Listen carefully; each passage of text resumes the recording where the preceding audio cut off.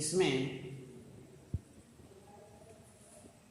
हमने आपको सूरदास जी के संबंध में बताया। खेलन में को काको गुसैया, ये सूरदास जी के पद हैं। इनमें सबसे पहले हमने आपको सूरदास जी का जीवन से संबंधित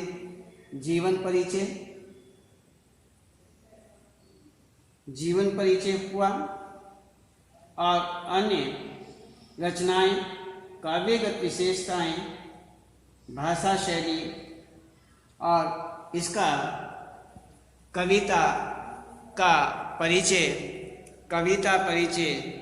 और पदों का जो सार है, इसके विषय में आपको हमने बताया।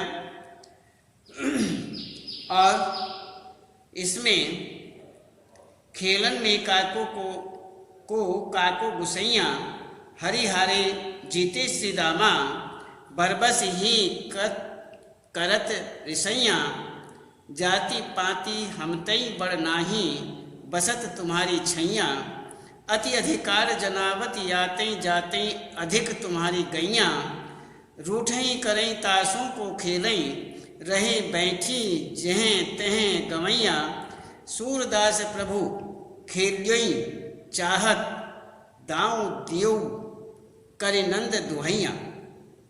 तो ये हमारे पहला हुआ। अब इसके बाद हम देखते हैं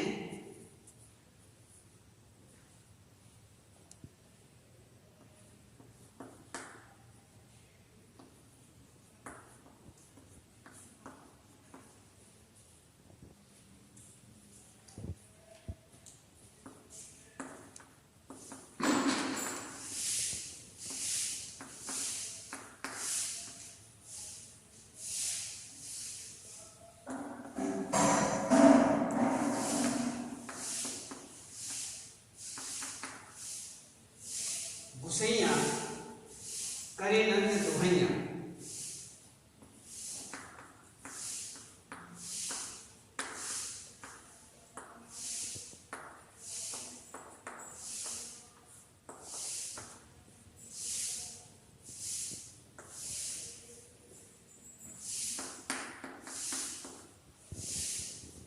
मुरली तम गोपालनी भागती।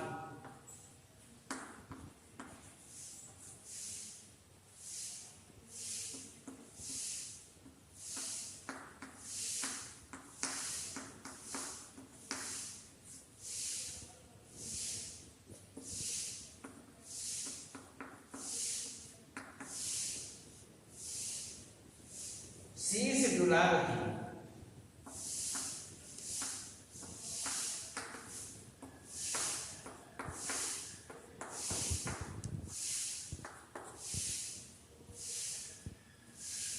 इसमें ये हुआ हमारा शीश डुलावती।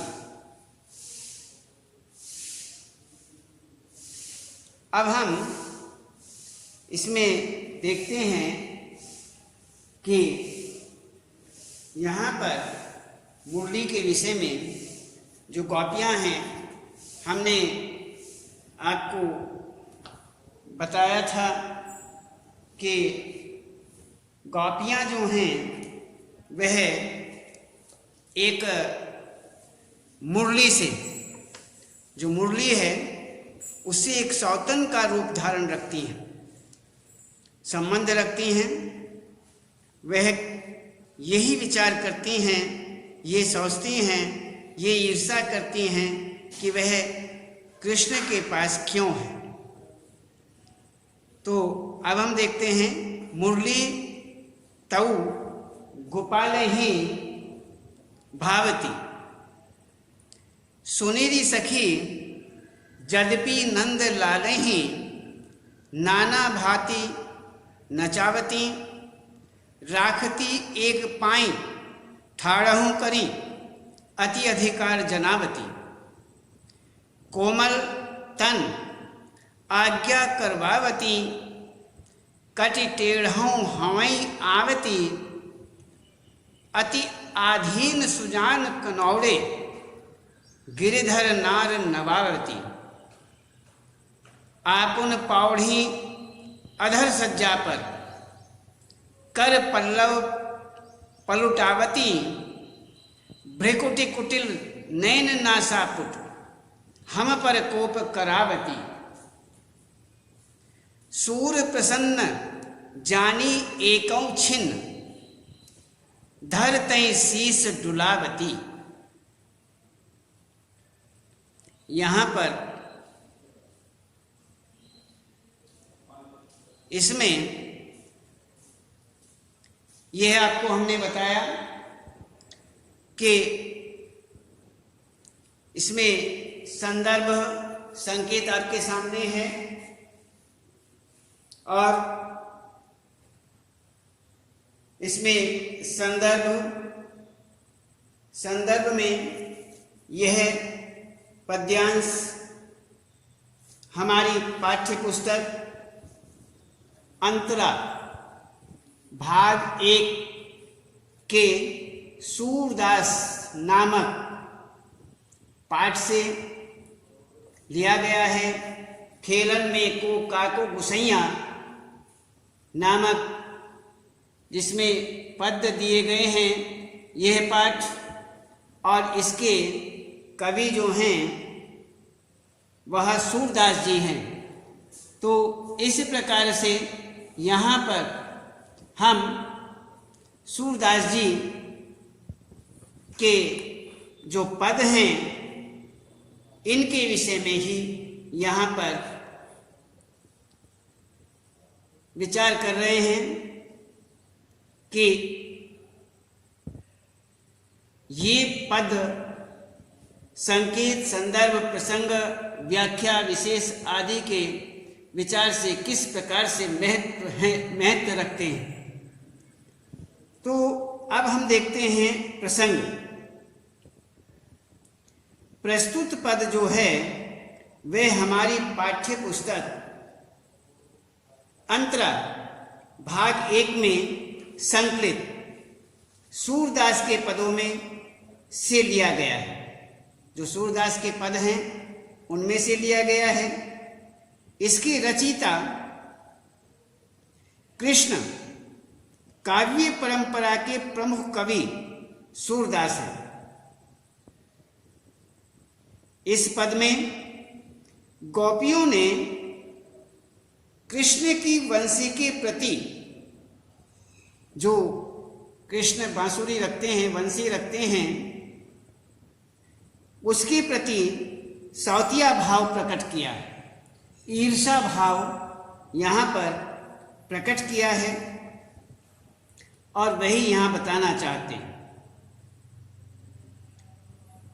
कि कृष्ण वृंदावन में मुरली बजाकर गोपियों के साथ रास करते थे। यह मुरली बजाकर के गोपियों के साथ रास किया करते थे और मुरली सदैव कृष्ण के पास ही रहती थी। मुरली जो है वह कृष्ण के ही साथ थी, कृष्ण के ही पास रहा करती थी, वह अलग नहीं होती थी। तो इस प्रकार यहाँ पर इससे गोपियाँ कृष्ण की निकटता नहीं पाती थी। कहते हैं कि जब मुरली कृष्ण के समीप रहती, पास रहती, तो गोपियाँ कृष्ण के नज़दीक नहीं जा पाती थी और उसकी निकटता नहीं पाती थीं। वे मुरली को इसका कारण मानती थी, मुरली को ही इसका विशेष रूप से कारण मानती। कहती कि ये मुरली जो है, इस मुरली के कारण ही हम कृष्ण के समीप नहीं जा पाते। यदि ये मुरली न होती तो हम कृष्ण के समीप जा सकते थे, निकट जा सकते थे, लेकिन अब कैसे जाएं? ये मुरली उसमें बाधक है। इसी बात को एक गोपी दूसरी गोपी से इस प्रकार कहती है, ऐसा कहती है कि मुरली कृष्ण के नज़दीक रहती है, निकट रहती है, इसीलिए हम मुरली के रहते हुए कृष्ण के समीप नहीं जा पाते, और मुरली जो है हमारे कृष्ण के नज़दीक जाने में बहुत बड़ी बाधक है। इस बात को एक गोपी दूसरी गोपी से कहती है। किस प्रकार कहती है कि श्री कृष्ण मुरली को सदैव लिए फिरते हैं, अलग नहीं करते हैं, साथ साथ रखते हैं। इससे दुखी गोपी अपनी सहेली से कहती है। इसमें गोपी जो है बहुत दुखी है और वह इस दुख को अपनी गोपी से प्रकट कर रही है कि यह मुरली उस गोपाल को अच्छी लगती है। हे सखी, यह जो मुरली है यह गोपाल को बहुत अच्छी लगती है। हे सखी सुनो, इसमें यह जो है सुन, हे सखी अच्छी तरह सुन, यह मुरली कृष्ण को नाना प्रकार से परेशान करती है, नाना प्रकार से, अनेक प्रकार से सताती है, फिर भी कृष्ण को यह भाती है, फिर भी कृष्ण को अच्छी लगती है। यह मुरली कृष्ण को एक पैर पर खड़ा रखती है। ये आप सब जानते हैं कि मुरली बजाते समय कृष्ण जो हैं वो एक पैर पर खड़े होते हैं, एक पैर पर दूसरा पैर रख लेते हैं, तब वह मुरली बजाते हैं। तो वही एक सखी को कह रही है, दोष किसे दे रही है? मुरली को, कि मुरली के कारण, अर्थात मुरली जो है वह कृष्ण को एक पैर पर खड़ा रखती है, टेढ़ा मेढ़ा बना करके रखती है, तो उस पर हर प्रकार का अधिकार जताती है। कृष्ण को यह फिर भी भाती है, अनेक प्रकार से कृष्ण को ये मुरली परेशान करती है, फिर भी अच्छी लगती है। यह मुरली कृष्ण को एक पैर पर खड़ा रखती है और उन पर हर प्रकार का अधिकार जमाए रखती है। वह यह भी कहती है कि यह कोमल शरीर वाले कृष्ण का यहाँ पर बहुत अत्यधिक कोमल शरीर बताया गया है। कहते हैं, सखी कह रही कि जो कृष्ण हैं उनका शरीर बड़ा ही कोमल है, तो कोमल शरीर वाले जो कृष्ण हैं, कृष्ण से आज्ञा पालन करवाती है, जैसा चाहती है वैसा कृष्ण करते हैं, यह जैसा चाहती है कृष्ण से करवाती है। तो कहते हैं कि जिसके कारण ही कृष्ण की कमर टेढ़ी। अब आप ये भी जानते हैं कि मुरली बजाते समय जो श्री कृष्ण हैं वो एक और को झुक जाते हैं टेढ़े होकर के। ये भी देखना सत्य है कि जब एक पैर पर रख कर के खड़े होते हैं तो कुछ मुरली बजाते समय शरीर टेढ़ा हो जाता है, थोड़ा झुक जाता है। वही बात यहाँ पर गोपी जो है गोपी से कहती है। तो कहते हैं मुरली बजाते समय श्री कृष्ण एक और झुक जाते हैं। तो ये मुरली जो है कोमल शरीर वाले कृष्ण से हर प्रकार की आज्ञा पालन करवाती है, जिसके कारण कृष्ण की कमर टेढ़ी हो जाती है। कृष्ण मुरली के अधीन होकर पूरी तरह वश में हो गए हैं, पूरी तरह से यहाँ पर वश में हो गए। वह कहती हैं कि कृष्ण मुरली के अधीन होकर उनके ही कहे अनुसार कार्य करते हैं। जिस श्री कृष्ण ने गोवर्धन पर्वत को उठा लिया था, यहाँ पर गोवर्धन पर्वत को धारण करने वाले कृष्ण वही बताते हैं कि जिस कृष्ण ने गोवर्धन पर्वत को उठा लिया था, आज एक मुरली के कारण उनकी गर्दन टेढ़ी हो गई है। मुरली बजाते हुए गर्दन भी टेढ़ी की जाती है, इसलिए वही कहते हैं कि मुरली के कारण उनकी गर्दन टेढ़ी हो गई है। वह खुद तो श्री कृष्ण के अधर रूपी सैया पर लेटी रहती है। जब मुरली बजाते हैं तो मुरली बजाते समय मुरली को अधरों पर रखा जाता है, ओठों पर रखा जाता है।